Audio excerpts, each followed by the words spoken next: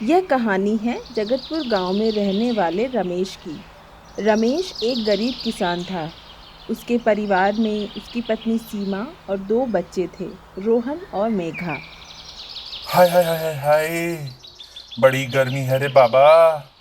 बचा ले भगवान बचा ले।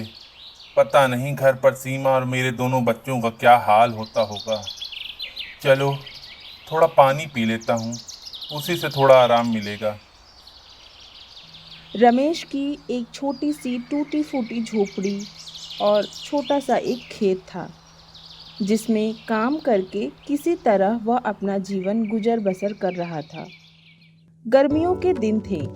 गांव में इतनी भीषण गर्मी पड़ रही थी कि आसपास के नदी नाले तक सूख गए थे। गांव के सभी लोग अपने अपने घरों में किसी तरह गर्मी के दिन काट रहे थे। इसी तरह एक दिन रमेश जब अपने खेत से काम करके घर लौटता है तो उसका बेटा उसके पास दौड़ते हुए आता है।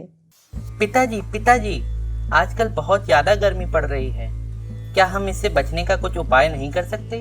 बेटा, इस गर्मी का हम क्या उपाय कर सकते हैं? इस गर्मी से बचने का कोई भी उपाय नहीं है। हमें किसी तरह इस मौसम को काटना ही होगा और बरसात का इंतजार करना होगा, तभी कुछ राहत मिलेगी। पिताजी, क्या आप हम सभी के लिए कूलर नहीं ला सकते? क्योंकि गर्मी इतनी ज्यादा है कि दिन में न घर में सुकून मिलता है न ही बाहर, और रात में भी हम चैन से नहीं सो पाते हैं। सांस लेना भी मुश्किल हो गया है। और तो और गर्मी की वजह से माँ की हालत भी खराब हो जाती है। बेचारी चूल्हे के आगे बैठकर खाना बनाती है और दिन भर काम करती है। गर्मी में काम करने की वजह से उसकी हालत बिल्कुल पस्त हो जाती है। अब कम से कम माँ के बारे में तो सोचिए। हाँ पिताजी, माँ बहुत परेशान हो जाती हैं और हम दोनों को भी बहुत गर्मी लगती है। आप हमारे लिए प्लीज एक कूलर ला दीजिए ना। रमेश दोनों बच्चों की बात सुनकर अभी कुछ सोच ही रहा होता है कि उसकी पत्नी सीमा कहती है, जी देखिए, बच्चे कह रहे हैं तो आप कूलर ले आइए ना। और सही ही तो कह रहे हैं। इस बार गर्मी इतनी ज्यादा पड़ रही है कि कुछ समझ ही नहीं आ रहा। सीमा, बच्चों की बात तो मैं समझ सकता हूँ, पर तुम भी चाहती हो कि मैं कूलर लेकर आऊं। पर तुम मेरी हालत तो जानती हो ना। खेत में काम करने से मैं इतना ही कमा पाता हूँ कि किसी तरह खाने का इंतजाम कर सकूं। मेरी आमदनी इतनी नहीं कि मैं फिजूल खर्च कर सकूं। जी मैं समझती हूँ, लेकिन कूलर लाना कोई फिजूल खर्ची नहीं है। कूलर आगे की गर्मी में भी काम आएगा और इस गर्मी में हम सभी को इसकी बहुत ज़रूरत है। और आपको तो इसकी सबसे ज़्यादा ज़रूरत है, क्योंकि आप दिन भर गर्मी में खेत में काम करते हैं। तो कम से कम रात में तो सुकून से सोना आपके लिए बहुत ज़रूरी है, ताकि दूसरे दिन आप तरोताज़ा होकर काम पर जा सके। देखिए, मैं जानती हूँ कि आपकी आमदनी इतनी नहीं है, पर मैं यह भी जानती हूँ कि अगर आप कोशिश करेंगे तो ज़रूर कूलर ला सकेंगे। अपनी पत्नी और बच्चों की बात सुनकर रमेश यह निर्णय लेता है कि वह अपने परिवार के लिए इस भीषण गर्मी में एक छोटा सा ही सही पर एक कूलर लेकर जरूर आएगा। रमेश कूलर खरीदने के लिए अपने पास कुछ जमा किए हुए रुपए लेकर एक दिन इलेक्ट्रॉनिक्स की दुकान पर पहुंच जाता है। भैया, ये छोटा वाला कूलर कितने का दिया? यह तो पूरे 10,000 का है। यह तो बहुत ज्यादा है। अच्छा, ये ज़्यादा है तो आपका बजट कितने का है? मेरा बजट तो सिर्फ 8,000 का है। मेरे पास तो सिर्फ इतने ही रुपए हैं और यह कूलर तो 10,000 का है। अरे अरे अरे, कोई बात नहीं। अगर आपके पास सिर्फ 8,000 है तो भी यह कूलर आपको ले जा सकते हैं। आप एक काम कर सकते हैं, अभी आप 8,000 दे दीजिए और मैं थोड़ा सपोर्ट डिस्काउंट दे देता हूँ। इस छोटे से कूलर का प्राइस होगा 9,000 रुपये। 8,000 आप अभी दे दीजिए और बाकी कर 1,000 आप धीरे धीरे 2-3 महीने में चुका सकते हैं। दुकानदार की बात सुनकर रमेश बहुत चकित और खुश हो जाता है। अरे वाह भैया, आपने तो सारी दिक्कतें दूर कर दी। ठीक है, आप ये कूलर पैक कर दीजिए और यह लीजिए 8,000 रुपये। बाकी के 1,000 मैं आपको धीरे धीरे चुका दूंगा। आपका बहुत बहुत धन्यवाद। अरे भैया, धन्यवाद की कोई आवश्यकता नहीं। अब मैं जल्दी से एक कूलर पैक करवा कर आपके घर भिजवा देता हूँ। रमेश अभी दुकान के काउंटर पर जाकर रुपए जमा ही करवाने वाला होता है, तभी उसका दोस्त सुनील उसे वहां मिल जाता है। सुनील बहुत उदास होता है। सुनील की ऐसी हालत देखकर रमेश उससे पूछता है, अरे ओ सुनील भाई, कहाँ जा रहे हो? क्या हो गया? तुम तो बहुत परेशान दिख रहे हो। और क्या तुम्हें सुबह से कुछ खाया पिया है कि नहीं? देखो तो कैसी उल्लू जैसी शक्ल बना रखी है। अरे रमेश, क्या बताऊं, मेरे बेटे को लू लगने से तबीयत बहुत खराब है। उसे हॉस्पिटल में भर्ती कराए 2 दिन हो गए, लेकिन उसकी हालत में अभी भी कोई सुधार नहीं है। अस्पताल के डॉक्टरों ने भी अब हाथ खड़े कर दिए हैं और मेरे पास इतने रुपए नहीं कि मैं बेटे का इलाज किसी बड़े अस्पताल में करा सकूं। इसी वजह से बहुत चिंतित हूँ। समझ नहीं आ रहा कि क्या करूं। सुनील की बात सुनकर रमेश बहुत दुखी हो जाता है और कुछ सोचकर वह दुकानदार से कहता है, अरे भैया भैया भैया, माफ करना, मैं ये कूलर नहीं खरीद पाऊंगा और आप प्लीज इसे पैक मत करवाइए। अरे भाई, क्या हो गया? मैंने तो आपके हिसाब से उसका दाम भी कम लगा दिया, फिर भी आप उसे खरीदना नहीं चाहते? भैया आपका बहुत धन्यवाद कि आपने उसका दाम काफी कम कर दिया, पर मैं उस कूलर को नहीं खरीद सकता क्योंकि उन रुपयों की मुझसे ज्यादा जरूरत मेरे दोस्त सुनील को है, क्योंकि उसका बेटा बहुत बीमार है और इस समय अस्पताल में भर्ती है। अच्छा ठीक है, लेकिन फिर भी कभी आप दुकान पर जरूर आइएगा। इतना बोलकर रमेश सुनील के पास आकर उसके हाथ में 8,000 रुपये पकड़ा देता है। रमेश से पैसे लेकर सुनील वहां से निकलकर अस्पताल पहुंचता है ताकि अपने बेटे का इलाज करा सके। सुनील को पैसे देने के बाद रमेश दुकान से निकलता है और धीरे धीरे अपने घर की तरफ बढ़ने लगता है। अब क्या मुंह लेकर जाऊं घर? क्या कहूंगा अपने परिवार से? क्या कहूंगा कि क्यों कूलर नहीं ला पाया? सच ही कह दूंगा कि वो पैसे मैंने सुनील को दे दिए ताकि वह अपने बेटे का इलाज कर सके। हाँ, यही कहूंगा। शायद यह जानकर सब तसल्ली कर लेंगे और कूलर के लिए जिद भी नहीं करेंगे। अभी रमेश यह सब बातें सोच ही रहा था कि तभी अचानक रास्ते में उसे एक बूढ़ा आदमी दिखाई देता है। वह बूढ़ा आदमी उसी की तरफ चलता हुआ आ रहा होता है। क्या बात है रमेश बेटा, तुम बहुत दुखी दिखाई दे रहे हो। अरे बाबा, आपको मेरा नाम कैसे पता? मैं तो आपसे कभी मिला भी नहीं हूँ। रमेश, मैं तुम्हारे बारे में सब कुछ जानता हूँ और आज जो तुमने अपने दोस्त के लिए किया वह भी जानता हूँ। इतनी गरीबी में भी तुमने जोड़ तोड़ करके कुछ रुपए अपने परिवार के लिए जमा किए, फिर भी अपने दोस्त को मुसीबत में देखकर तुमने बिना कुछ सोचे समझे एक बार में ही उसे पैसे दे दिए। इससे तुम्हारी महानता साबित होती है और यह बहुत बड़ी बात है। इस बात से मैं बहुत ज्यादा खुश हूँ। अच्छी बात है बाबा, लेकिन फिर भी मैं दुखी इसलिए हूँ कि मैं अपने परिवार की जरूरत को पूरा नहीं कर सका और खाली हाथ ही वापस जा रहा हूँ। घर पर सभी मेरे कूलर की उम्मीद में इंतजार कर रहे होंगे और जब वह मुझे खाली हाथ देखेंगे तो बहुत दुखी हो जाएंगे। यही सोचकर मैं बहुत परेशान हूँ।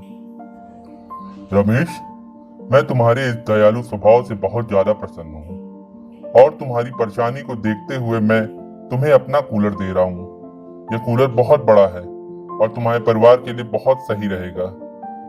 बूढ़े की बात सुनकर रमेश थोड़ा और चकित होता है और अभी कुछ सोच ही रहा होता है कि तभी बूढ़ा कहता है, रमेश ज्यादा मत सोचो, वो देखो उस पेड़ के पास मेरा कूलर रखा हुआ है, तुम उसे लेकर अपने घर जा सकते हो। बाबा, आपने मुझे कूलर तो दे दिया और मेरा परिवार तो सुकून से सो लेगा, पर फिर भी मुझे तो चिंता गांव के अन्य परिवारों की अब हो रही है, क्योंकि गांव में इस बार बहुत भीषण गर्मी पड़ रही है और इस भीषण गर्मी की वजह से ही सुनील का बेटा लू लगने से बीमार पड़ गया हो सकता है आगे आने वाले दिनों में गांव के अन्य लोग भी गर्मी के चलते बीमार पड़े। फिर क्या होगा, क्योंकि गांव में बाबा बहुत गरीबी है, लोग अपना इलाज भी नहीं करा सकते। यही सोचकर मैं और परेशान हूँ। बेटा, यह तो तुम्हारा बड़प्पन है कि तुम अपनी परेशानी के साथ दूसरों के बारे में भी सोच रहे हो। आज के जमाने में ऐसा बहुत कम लोग सोचते हैं। इसीलिए मैं तुम्हें एक राज की बात बताता हूँ। यह कूलर कोई साधारण कूलर नहीं है, यह एक जादुई कूलर है। जब भी तुम इसे चलाओगे, यह तुम्हारे घर के साथ साथ घर के अन्य सभी घरों को भी ठंडा ठंडा हवा पहुंचाएगा और सभी घरों को ठंडा रखेगा, ताकि गांव के लोगों को भी गर्मी से राहत मिले और कोई भी गर्मी के प्रकोप से परेशान ना हो। अरे वाह बाबा, आज के जमाने में भी कोई जादुई कूलर हो सकता है। बाबा, बाबा, अरे कहाँ गए बाबा? रमेश देखता है कि वहां पर बूढ़ा नहीं होता है, वह गायब हो चुका था। रमेश को कुछ भी समझ नहीं आता, पर वह कूलर अभी भी उस पेड़ के पास ही होता है। इसलिए वह उस कूलर को उठाता है और अपने घर की तरफ चल पड़ता है। वह जैसे ही घर पहुंचता है, उसकी बीवी और बच्चे कूलर देखकर बहुत खुश होते हैं। पिताजी पिताजी, हम तो सोच रहे थे कि आप एक छोटा सा कूलर हमारे लिए लेकर आएंगे, पर यह तो बहुत बड़ा कूलर है। इस कूलर से तो बहुत मस्त हवा आएगी, मजा ही आ जाएगा अब तो। हाँ पिताजी, इस बड़े कूलर से तो पूरे घर में ठंडी ठंडी हवा आएगी। मैं तो अपनी सभी सहेलियों को अभी जाकर लेकर आती हूँ और सभी को दिखाऊंगी कि देखो मेरे पिताजी हम सभी के लिए कितना बड़ा कूलर लेकर आए हैं। वाव!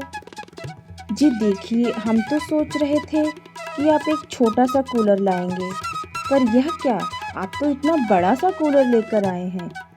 इसके लिए तो बहुत ज़्यादा रुपए लगे होंगे। आप बेकार ही इतने रुपए खर्च करके इतना बड़ा कूलर ले आए। छोटे कूलर में भी हमारा काम चल जाता। सीमा, एक रात की बात सुनो। आज जब मैं कूलर की दुकान से कूलर लेकर आ रहा था, तो मुझे वहां सुनील मिला।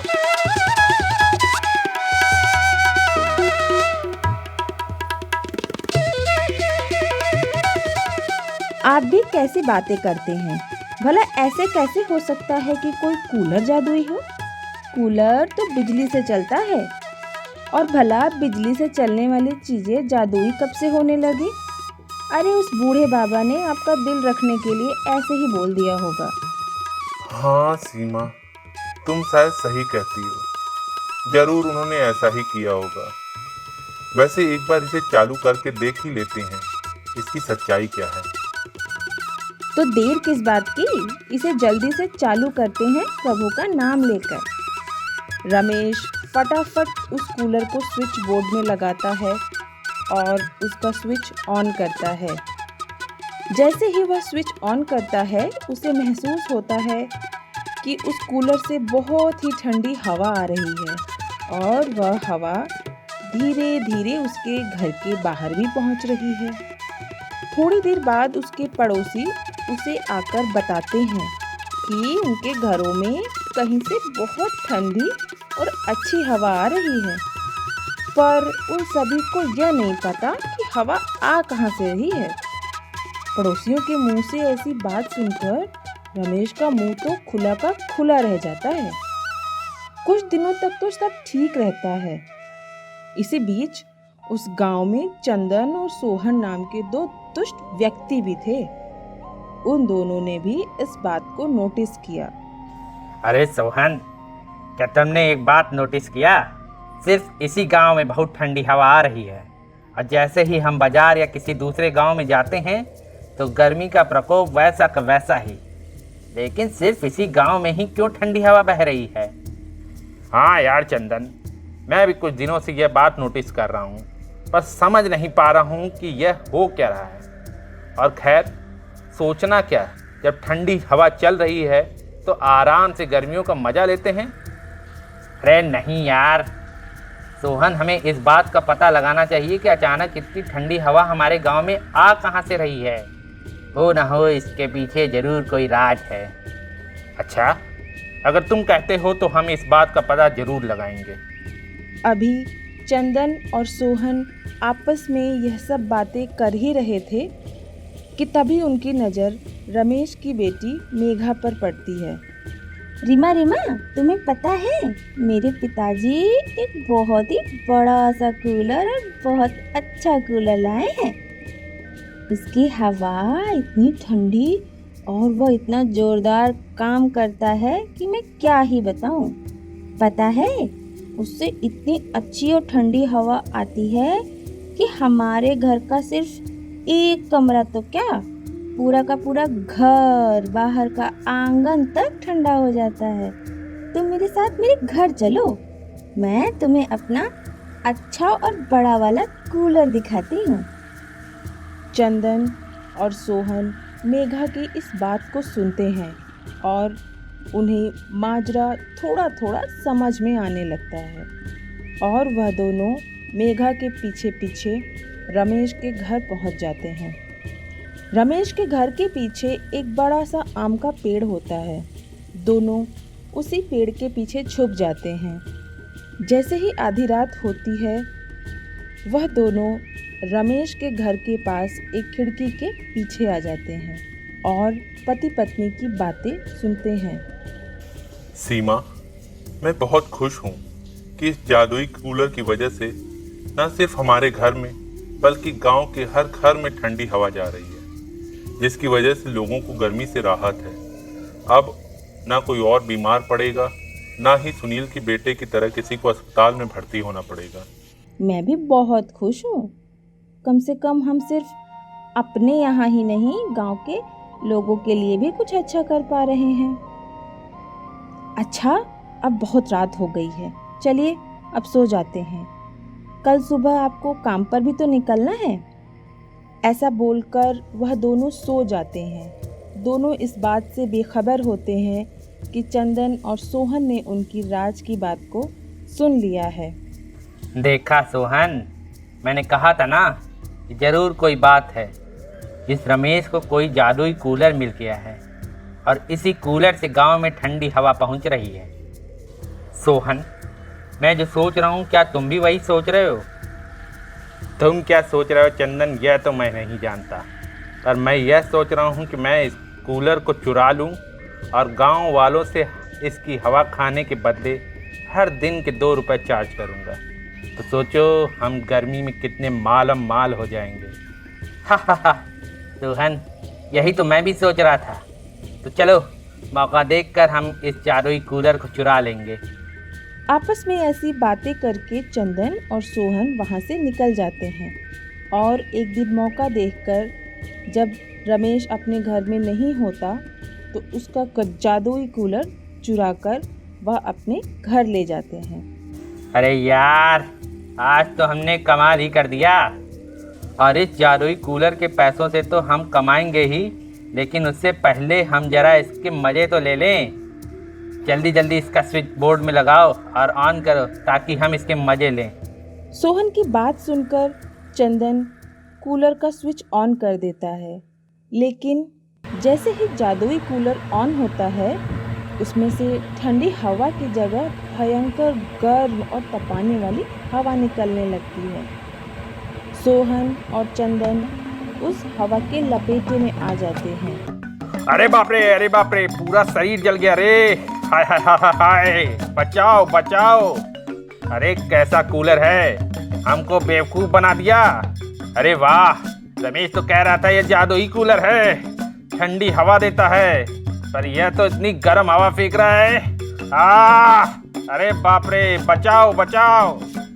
ऐसा बोलते हुए दोनों जलते हुए अपने घर से भागते हुए निकलते हैं। उनका पूरा शरीर झुलस चुका होता है। अरे बाप रे, बचाओ बचाओ बचाओ बचाओ। वह दोनों अभी झुलस कर भाग ही रहे होते हैं कि तभी रास्ते में उन्हें रमेश मिल जाता है। रमेश अपने चोरी हुए कूलर की वजह से काफी परेशान था। अरे भाई चंदन, सोहन, यह क्या, तुम्हारी इतनी बुरी हालत कैसे हो गई? तुम बिल्कुल झुलस ही गए हो। आखिर हुआ क्या है? तुम्हारी हालत ऐसी कैसे हुई? अरे रमेश भाई, हम दोनों को माफ कर दो। हमने तुम्हारा जादुई कूलर चुरा लिया था और जैसे ही उसे अपने घर पर ले जाकर चालू किया, उसमें से इतनी गर्म हवा आने लगी कि हम झुलस गए। हमें माफ़ कर दो रमेश भाई, हमें माफ़ कर दो। हमने लालच में आकर तुम्हारा जादुई कूलर चुरा लिया और हमारी हालत इतनी बुरी हो गई कि अब तो लगता है अस्पताल ही जाना पड़ेगा। तभी हमारी जान बच पाएगी। हमें माफ़ कर दो भैया, हमें माफ़ कर दो।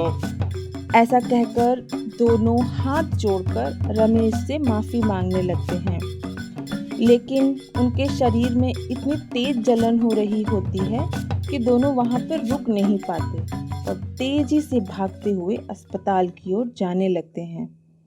इसके बाद रमेश चंदन के घर जाकर अपना कूलर उठा लाता है और फिर से अपने घर में लगाकर उसे चालू कर देता है। इस प्रकार गांव वाले फिर से ठंडी ठंडी हवा का आनंद लेने लगते हैं।